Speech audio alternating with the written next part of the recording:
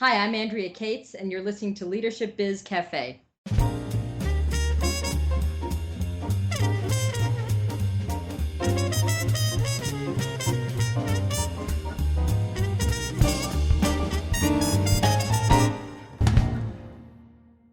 Hi everyone, this is Tanvir Nasir, and on today's episode of Leadership Biz Cafe, I'll be talking with Andrea Kates.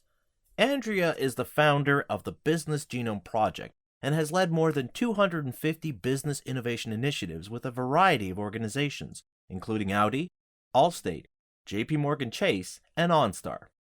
In her best-selling book, Find Your Next, Using the Business Genome Process to Find Your Company's Next Competitive Edge, Andrea reveals the necessary elements organizations need to fuel their next innovation in today's competitive global market.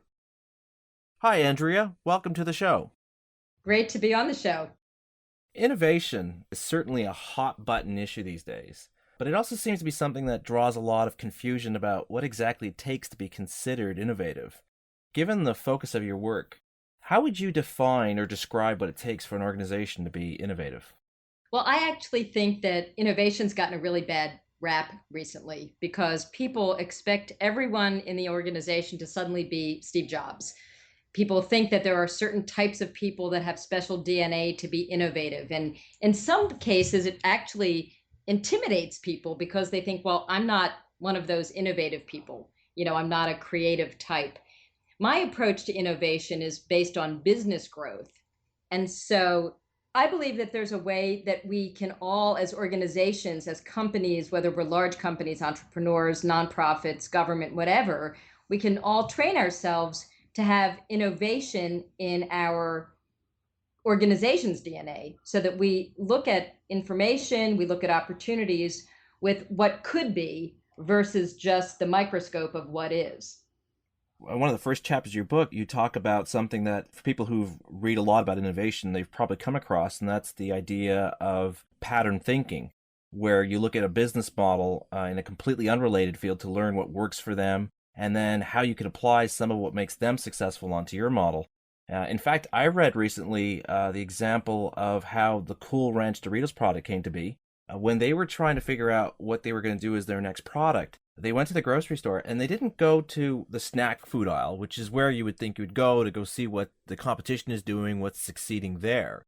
Instead, they found themselves gravitating towards the salad dressing aisle. And they started looking to see what flavor profiles were really popular. And they noticed how many different brands were trying to sell the consumer their version of ranch dressing. And they said, wow, this must be a really popular flavor profile because there's so many companies who are competing for this one flavor in this large industry of salad dressing.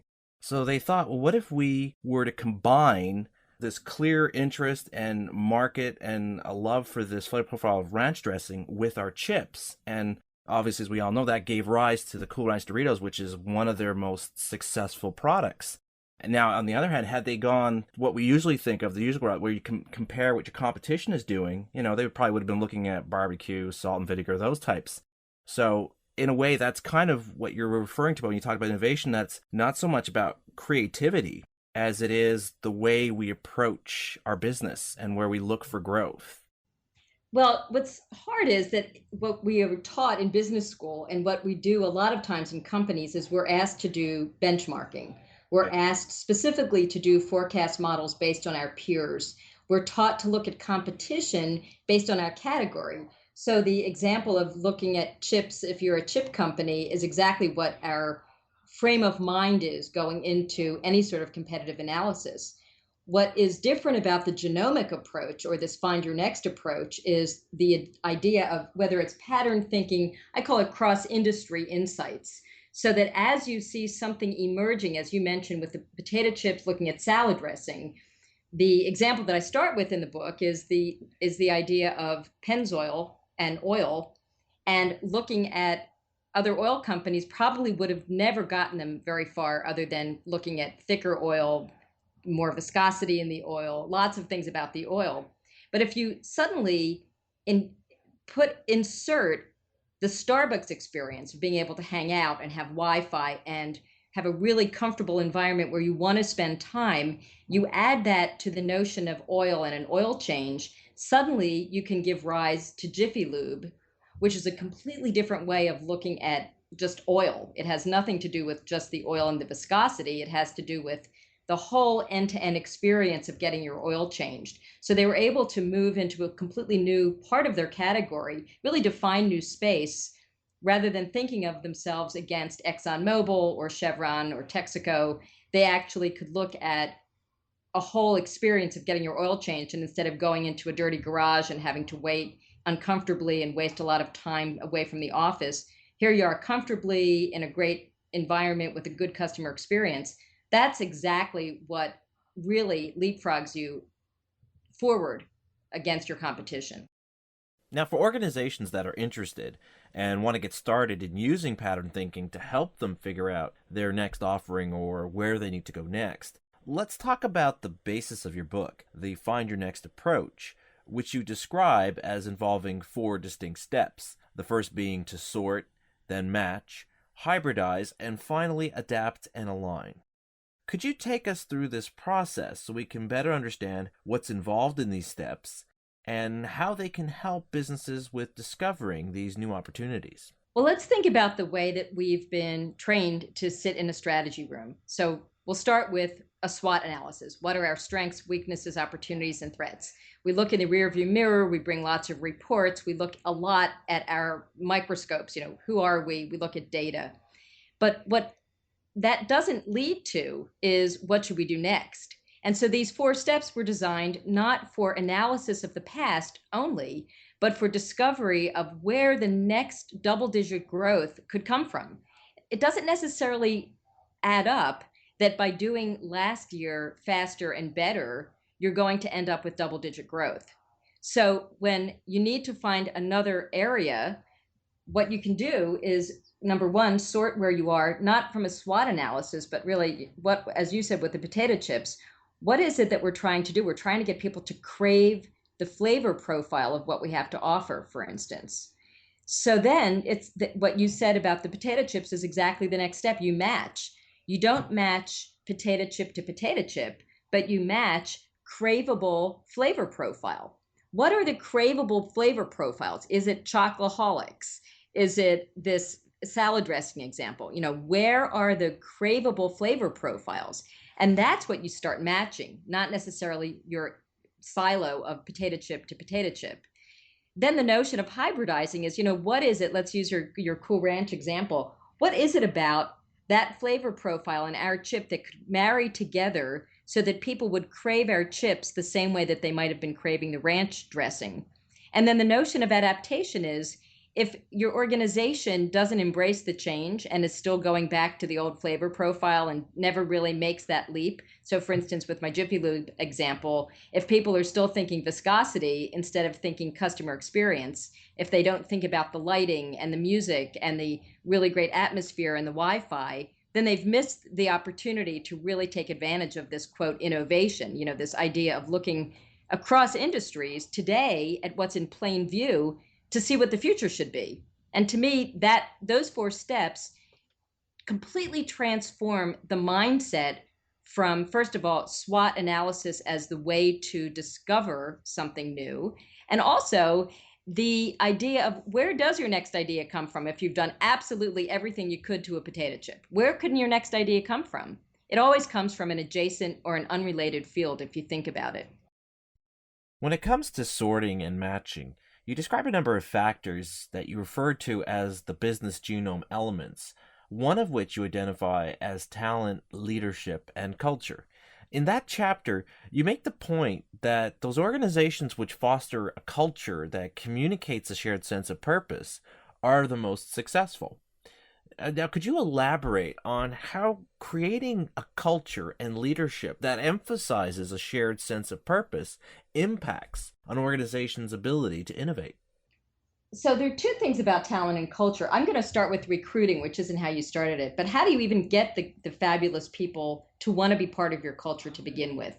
And I think that that's really a very important part of the talent, leadership, and culture, because you have to think about what it is about your company that's going to attract the A players, the people that really want to be part of your organization, and not settle for, well, let's just recruit from people just like us. If we're a financial services organization, let's recruit for other people in financial services and do things the traditional way. My thinking is that it's time for us to look especially at millennials and some new ways of attracting talent that are not necessarily what our peers are doing. So, for instance, there was a large global real estate company that was at first looking at other large real estate companies for where they could attract, how they could attract talent. And one day the senior leaders were sitting around and said, wait a minute, why are we settling for that? If what we're looking for is a culture that can be really infectious enthusiasm, have a high buzz factor, have people that are dying to come into work in the morning, what's a company or what's an organization that does that really well? And instead of just looking at real estate companies, they said, what about the Brazilian soccer league? It's actually called the Football League, the Brazilian Football League. And it was kind of a joke at first, but then they started thinking, wait a minute, what is that component, that sort of genetic element, makeup, that pattern that they've got that maybe is mojo, something really incredible that makes people, people are dying to be part of the Brazilian Football League. What could we learn from that we could then implant on our culture so that we create the kind of organization that has top talent, a great feeder system, the A-team players, a tremendous sense of enthusiasm, and start to craft a culture that mirrors something outside of your industry as a role model. Well, I think what we're seeing now is a recognition that we need to move past simply focusing on skills, which can be learned and developed over time, to looking for people who get what our culture or purpose is all about, because this does play a key role in how we communicate and understand the relevance of our contributions. Exactly. And there's another level to this. I mean, we have to be honest about the fact that we live in a glass house these days. There's no such thing as the company walls being the four walls. In Starbucks, when Howard Schultz wrote in Onward, the notion of having a memo that was, quote, leaked. Well, in the old days, these leaks were very uncommon and you would get in a lot of trouble. And he had a wake up call and said, wait a minute, we're living in a very transparent world now. Anything that goes out is going to be shared somehow, some way. And so rather than trying to put up the walls and the fortress around this and control it, we have to accept and adapt to this world of the crowd. And I believe that that's the other kind of good side of the social media world and the notion of transparency is everybody, whether it's our customers, our suppliers, learns quickly that they can have input into our companies and our brands, whether it's a dry cleaner that's in the neighborhood or a food truck that's on a local level, or whether it's a large restaurant chain. The consumer and the customer is part of this whole conversation now. And that's also, I think, part of the culture is the way that we embrace social media and messaging and how authentic we are, how open we are. I think is really a very, can be a very powerful part of our brands moving forward as we build the kinds of cultures that are going to be open to people having opinions and being honored by those, having those opinions honored. In addition to transparency, another factor you point out as being critical to an organization's ability to innovate is the need for nimbleness, that organizations be able to change their direction quicker when offerings are not well received, and trying out another direction that would be a better match for what your target market is saying. Now, there's still this tendency to demand that we have proof first before committing ourselves to any change or new efforts. And I think this is one of the biggest challenges for most organizations. So, how do we get organizations and their leaders to be more willing to cut their losses instead of pushing ahead in the hopes that their forecasts turn out to be true? I think that risk is what everybody's really afraid of. There's risk in doing nothing. That's rarely factored into the equation. So you can always identify clearly the risk of doing something, the risk of changing course, the risk of what if it doesn't go well. But how high is the volume on the question of the risk of doing nothing? And complacency or the assumption that last year is going to turn into next year would never have worked for GE, a very large company, very, multi-billion dollar bet that they made on eco-imagination, trying to figure out should they or should they not explore the world of sustainability. Was this just a passing fad? And in the book also, there's a story that Mark Vachon told that I thought was so interesting, because here's a large company. You can understand a small company being nimble, a small company being willing to take the risk because entrepreneurs are used to that. But for a large company like GE to look at eco-imagination as a very serious multiple billion-dollar investment, they had to understand that just being the same kind of manufacturer they had been in the past was not going to cut it. And they couldn't just keep waiting for an economy to turn around. They had to decide, is the sustainability a trend, or is it something that really has long-term traction with the customers that we'll be serving over the next 10 to 50 years? And so they realized that they had to change, they had to evolve, they had to embrace this new concept. Or if they didn't adapt, they were basically going to become a dinosaur. They wouldn't be relevant anymore. So when a company as large as GE does this exact same approach and embraces it, of course, the entrepreneurial examples are there. You know that this is the tide of the future. This is the wave of the future, and that we all have to learn to be responsive, because overnight, somebody can come and change our business model overnight, whether it's Netflix, whether it's Blockbuster. These changes happen so quickly that we have to be on alert and have to be able to be very adaptive versus very sure of what the future will be. In essence, what companies need to do then is to shift their focus from trying to create certainty for what's to come and work instead to build the ability to respond and adapt to what's happening now, which will direct what's happening next. Exactly. And to me, what's common sense about this is everyone says, can you predict the future? And the answer is no. But if you use a periscope instead of a rear view mirror, you can see today from looking at the innovations already happening in all these other fields, whether it's salad dressing, as you mentioned, whether it's Wi-Fi in a Starbucks, whether it's e-commerce with Zappos, whatever it is, we see it today in plain view exactly what tomorrow is going to look like. So why not embrace it and have our organizations be able to grow double digits as a result of that approach? Oh, I love the Periscope visual. I think that draws the perfect image of what leaders and their organizations need to do to become more innovative. And with that, I'd like to thank you, Andrea, for taking the time today to share your thoughts on innovation.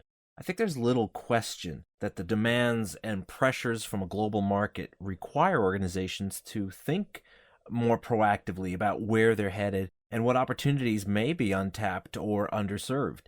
And I hope our conversation today has helped to shed some light on how leaders can start and maintain this process in their organizations.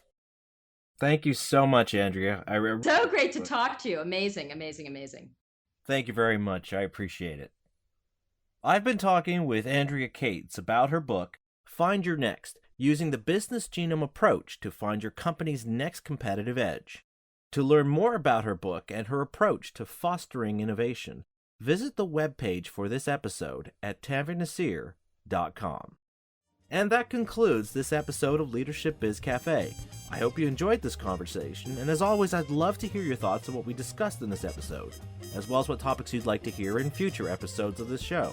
You can do this by leaving a comment on this episode's webpage, or by filling out the contact form at tanvirnasir.com. Until next time, this is Tanvir Nasir. Thanks everyone for listening.